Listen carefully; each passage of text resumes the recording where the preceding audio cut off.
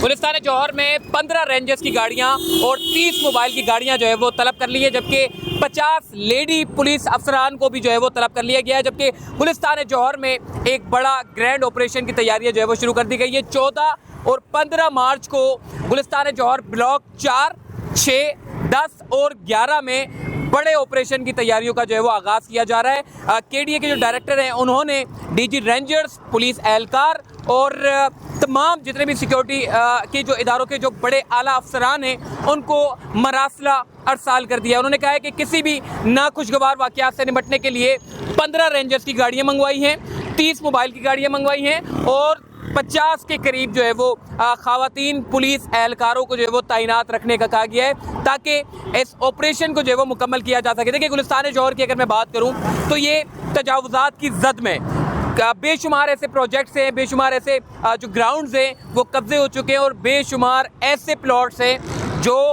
दर दर की ठोकरें खा रहे हैं, अदालतों में जा रहे हैं, केडीए के डायरेक्टर के पास जा रहे हैं, डीजी रेंजर्स को भी खत दे रहे हैं, आईजी सिंध को भी खत दे रहे हैं और जितने भी स्टेक होल्डर्स हैं उनसे अपने प्लॉट की वागुजारी के लिए जो है वो अर्जियाँ दे रहे हैं। लेकिन उसके बावजूद भी आज तक उनके प्लॉट जो है वो वागुजार नहीं कराए गए। मगर अब सिंध हाईकोर्ट के अहकाम के बाद जो है वो डीजी रेंजर्स और आईजी सिंध को खत अरसाल हो गया है। डीजी केडीए ने ये अहकाम जारी किए हैं कि जी तमाम सिक्योरिटी के एहलकार यहाँ पर मौजूद रहें। 14 और 15 मार्च को ये जो ब्लॉक्स हैं जहाँ पर तजावुज़ात की भरमार है, एक तो कच्ची आबादी, दूसरा ये जो झोपड़ियों वाले बैठ जाते हैं, तीसरा रेजिडेंशियल अपार्टमेंट बन जाते हैं और चौथा वहाँ पर 4 बाउंड्रियाँ डालकर जो है वो कब्जा कर लिया जाता है। और मज़े की बात यह है कि सदर पाकिस्तान जो कि आरिफ अलवी साहब हैं वो भी उन मुतासरीन में शामिल है। इतने बड़े पाकिस्तान का सदर होकर मुतासरीन में शामिल है, तो अंदाज़ा कर लें एक गरीब आदमी का क्या बनेगा। वो भी अपनी दरख्वास्तों को लेकर अदालतों में भी जा रहा है और सिक्योरिटी इदारों के जो आला अफसरान हैं उनको भी खत अरसाल कर रहा है, दरख्वास्तें दे रहा है, लेकिन उसके बावजूद भी उनके प्लॉट या फिर उनके घर जो है वो वागुजार नहीं करवाए जाते।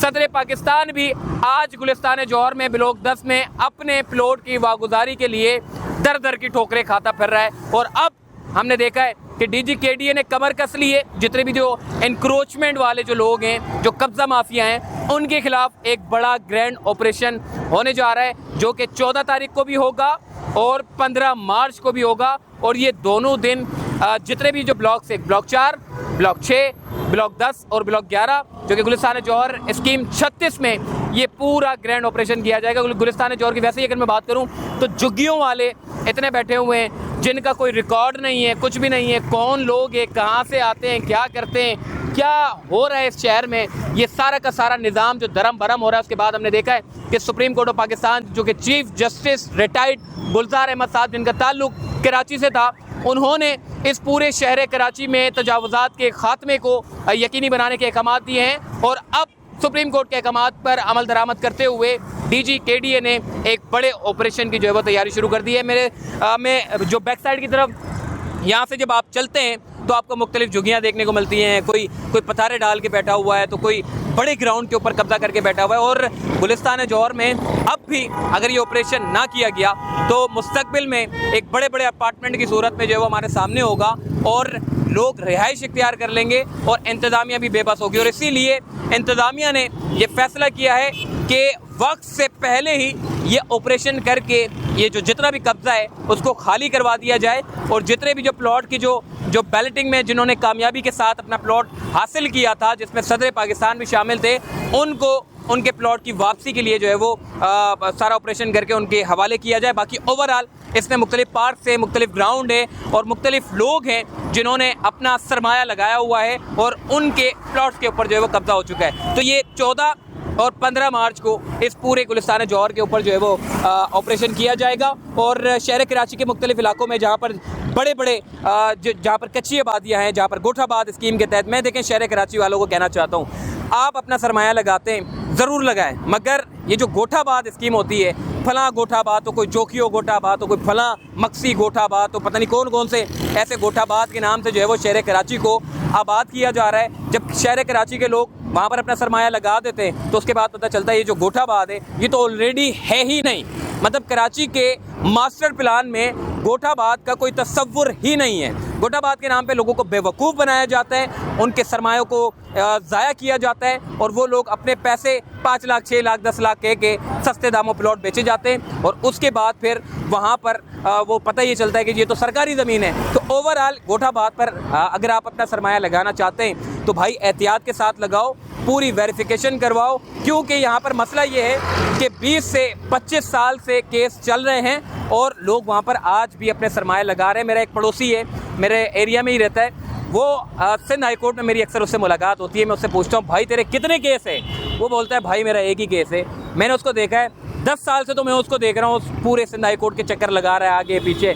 मैंने कहा यार कितने केस तुम कोर्ट में लेके आते हो, क्या तुम्हारा हल नहीं हो रहा? उसने कहा भाई एक ही केस है जिसके लिए मैं पूरी अदालतों में चक्कर लगाता हूँ, घूमता हूँ, जब आता हूँ डेट पड़ जाती है। तो भाई ये डेट देने का जो चक्कर है ना, ये बहुत ज़्यादा बढ़ता चला जा रहा है, जिसकी वजह से इल्लीगल जगहों के ऊपर बड़ी सरमायाकारी हो रही है, लोगों को बेवकूफ़ बनाया जा रहा है। तो एहतियात करें और अदालतों से भी, जो चीफ जस्टिस ऑफ पाकिस्तान जो कि उनको भी अपनी अदालती पॉलिसियों को तब्दील करना चाहिए। जितने पुराने केसेस हो चुके हैं उनका जल्द से जल्द फैसला जारी करके सिक्योरिटी इदारों की मदद से उन तमाम जगहों को वागुजार करा के जो भी अलॉटीज़ हैं या पार्क है या ग्राउंड है या कुछ भी है उनके हवाले किया जाए, ताकि लोगों को बेवकूफ़ बनाने का जो सिलसिला है उसको रोका जा सके। बाकी वज़ीर आला सिंध साहब से भी मेरी गुजारिश है कि जो कंप्यूटराइज निज़ाम है शहर कराची में उसको वुसअत दें। शहर कराची में ऐसे नौजवान मौजूद हैं जो मास्टर प्लानिंग करके इस पूरे ज़मीन, ये जो बोर्ड ऑफ रेवेन्यू का जो महकमा है उसको उठा सकते हैं, कंप्यूटराइज निज़ाम को बेहतर कर सकते हैं, ताकि